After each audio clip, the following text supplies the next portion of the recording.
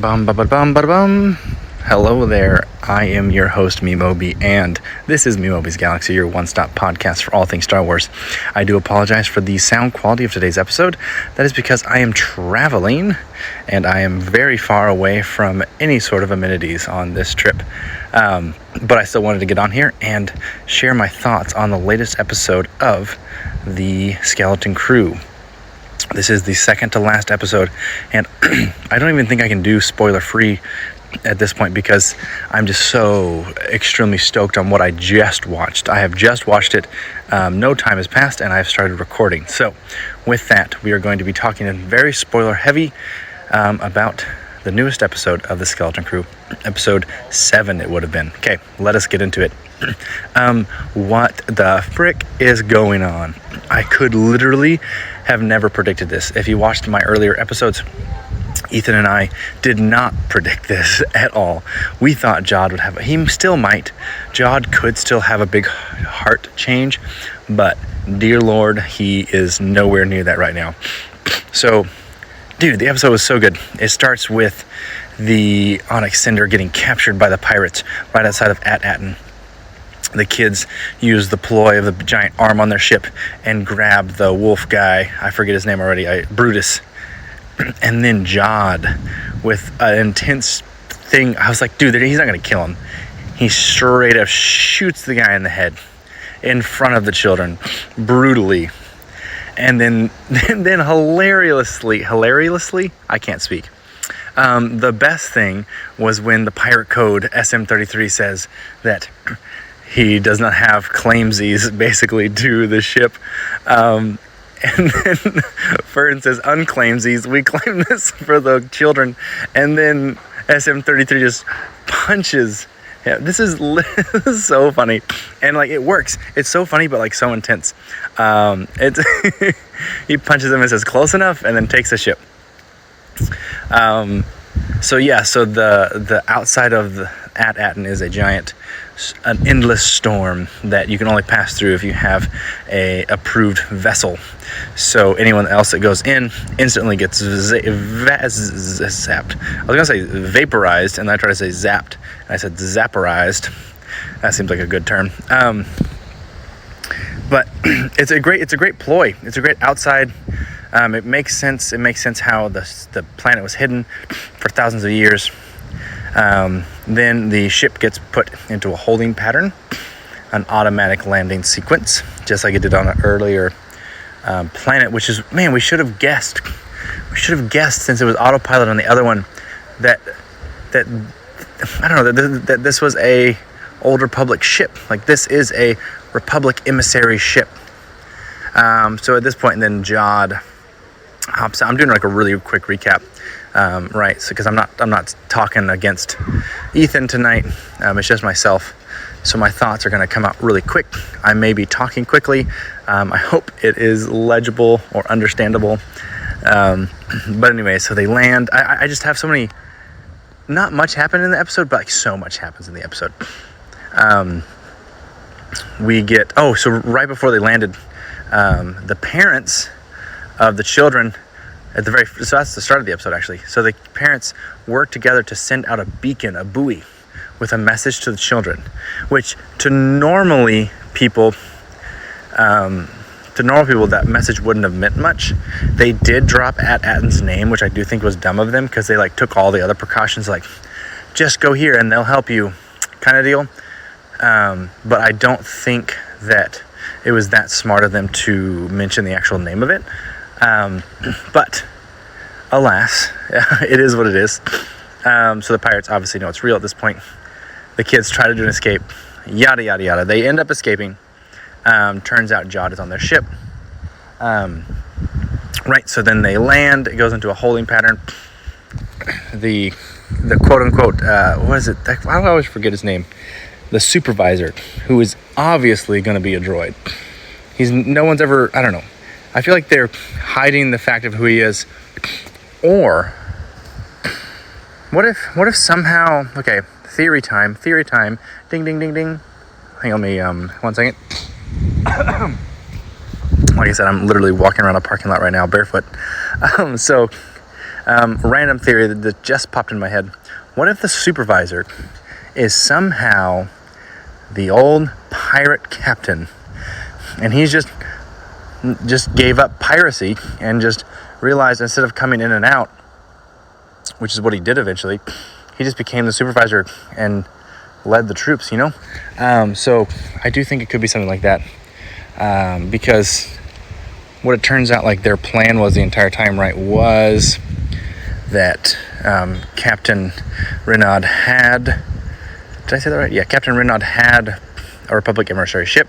And I think he was coming in and out and just doing his thing, pretending to be, and just picking up gold and coming out, which was like a perfect gig for a pirate. But at that point, you literally never have to worry about anything. I don't know. It's low-key kind of crazy. And that kind of makes sense why I guess, I don't know. He found the planet and he hit everything.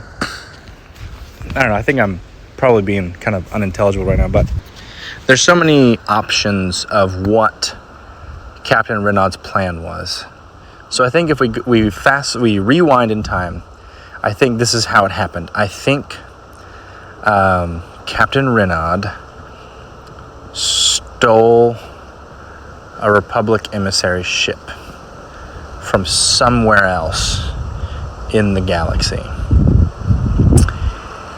He then happened to find one of the other, 9 planets or whatever it was that were hidden, realizing on how they were all hidden at this point.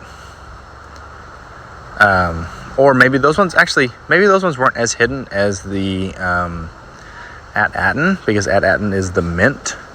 So it kind of would make sense that At-Aten was the one that's the most hidden, and the other planets were just like whatever.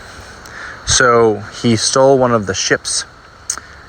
The other planets started to fall for whatever reason, because Old Republic and New Republic type situation. He then went to all the other 9 planets and made sure he erased the address, basically, off of the wall of all 9 planets to At-Aten, so that he could then make his way.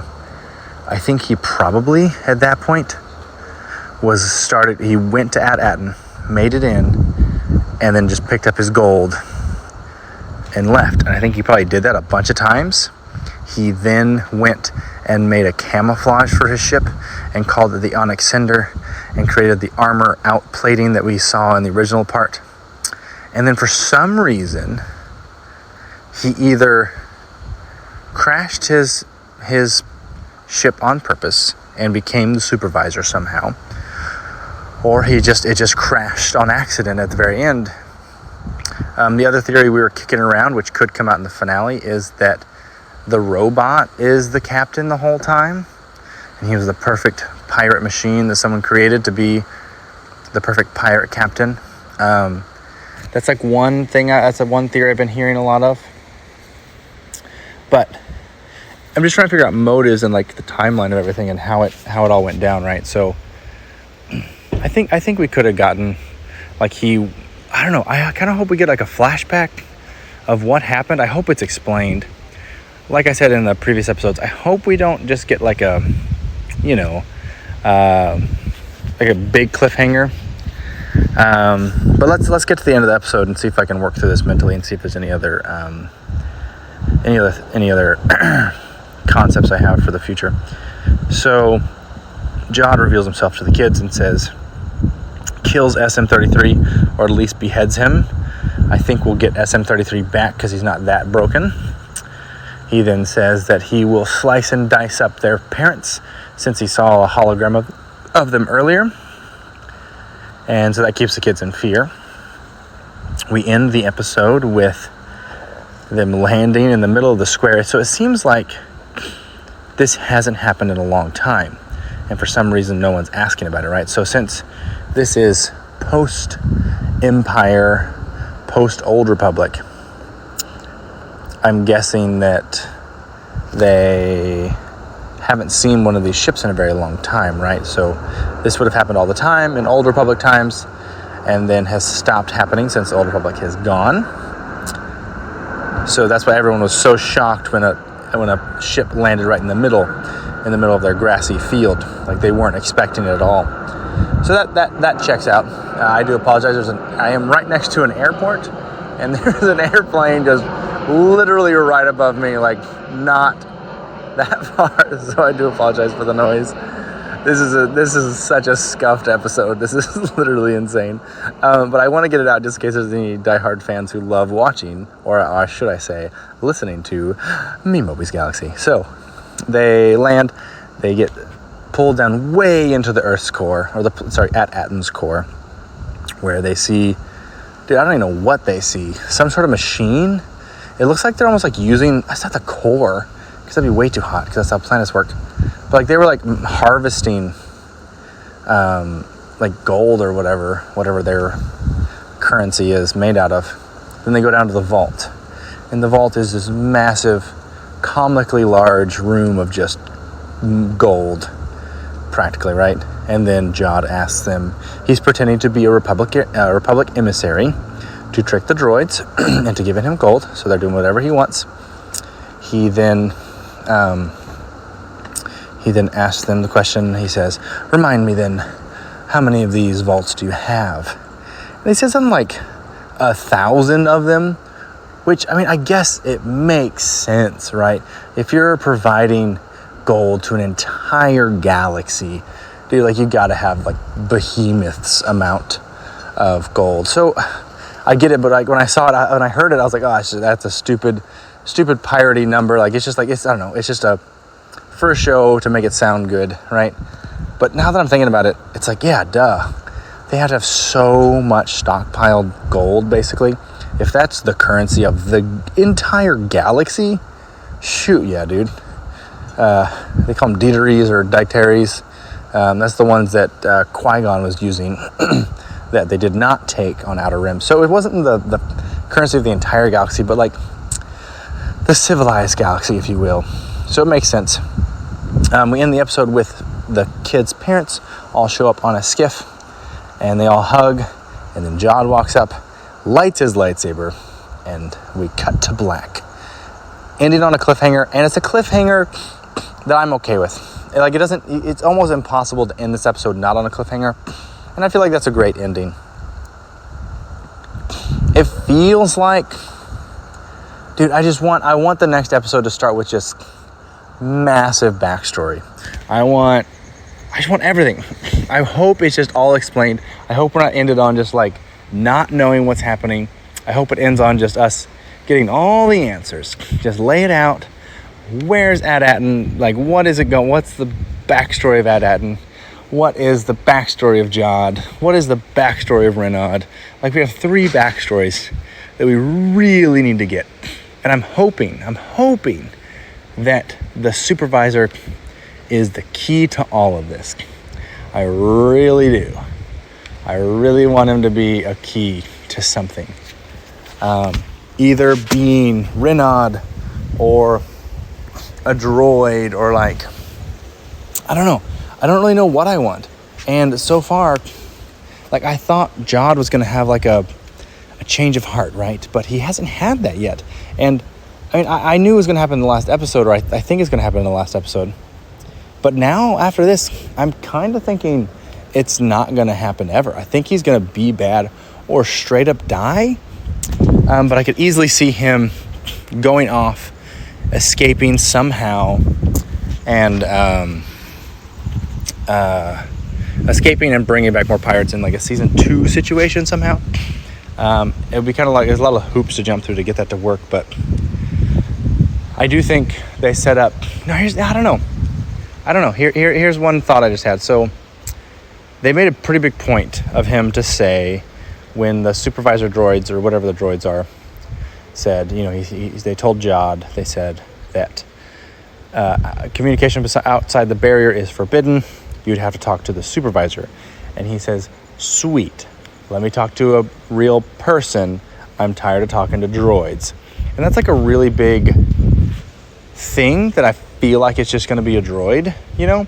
I feel like it's such a massive like line to say out loud and not be a droid after that. So I don't know. I think my Captain Renaud theory is kind of wild and a little misplaced, but I still think it's going to be AI. It just feels right. It feels like they've been running this thing just on automation with some people just doing some numbers in the background kind of deal. So not sure on that. But dude, this is literally insane.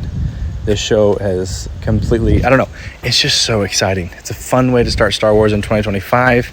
I'm loving it. I know all we're getting right is Andor Season 2, which I'm super stoked for. And my episodes will be much higher quality than this one. And I really hope this worked out. So I'd love to hear your theories. Please message me on Instagram. I assume if you're listening to this, you probably do follow me on Instagram. So please send me a message if you made it this far and let me know. And let me know about your theories on the future of the show and what you think is going to happen in the finale. And with that, the episode has come to a close. Thank you for joining me. I do apologize again that this was a little bit of a scuffed episode. Thank you and good night.